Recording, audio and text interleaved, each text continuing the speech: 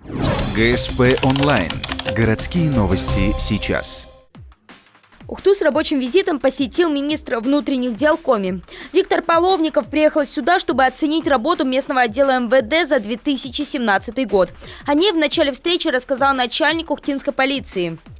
Несмотря на общее увеличение числа поступивших заявлений и обращений граждан с 37 700 до 42 тысяч, криминогенная обстановка на обслуживаемой территории характеризуется снижением на 9,4% числа зарегистрированных преступлений с 2474 до 2242.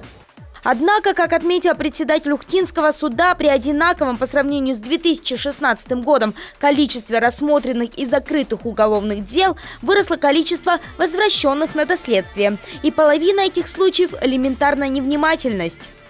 Возвращенных дел на дополнительное расследование за 2017 год составило 15, из них за СО следственным отделом 8 дел, за органом дознания 3 дела. А в 2016 же году это было 10, общее количество называю, где и тот, и другой орган присутствует, а в 2015 на минуточку всего одно. Хотя есть и положительные моменты. В муниципалитете упал уровень преступлений, совершенных в состоянии алкогольного и наркотического опьянения, на 23,73%. За распространение наркотиков в 2017 году было привлечено 47 лиц. Из них 5 в составе преступных групп и 4 в составе преступного сообщества. Проводится и профилактическая работа. В 2017 на учет поставлена 21 группа, чья деятельность вызвала у сотрудников полиции подозрения. Большая их часть, к слову, подростковые. Но по статистике уголовных дел в отношении несовершеннолетних стало меньше. Правда, по словам прокурора города, этот порог упал за счет их декриминализации. Проще говоря, ряд составов перевели из уголовных в административные. Так что проблема с малолетними нарушителями закона по-прежнему актуальна.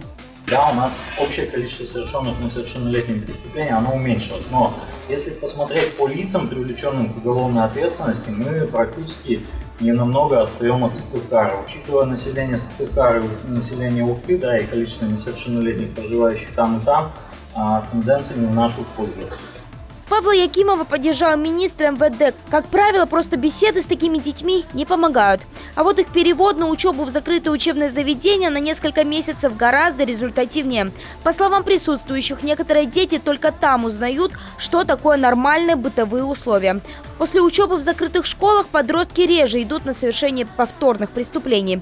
В целом, несмотря на недочеты и проблемы, Виктор Половников назвал работу ухтинского МВД удовлетворительной. В этом году нестабильная была кадровая работа. В целом, если говорить про работу по укомплектованию кадров, я уже говорил, большой некомплект 9%. Но в целом, если говорить о результатах оперативной служебной деятельности, то к концу года такая тенденция наметилась, потому что ситуация стабилизировалась. Что касается кадрового состава, на сегодняшний день в МВД Ухты трудятся 444 сотрудника. 41 вакансия пока свободна. Из руководящего состава открыто пока только одно место – начальника ГИБДД. Остальные руководители после недавних кадровых перестановок, по словам местного руководителя МВД, полностью соответствуют занимаемым должностям.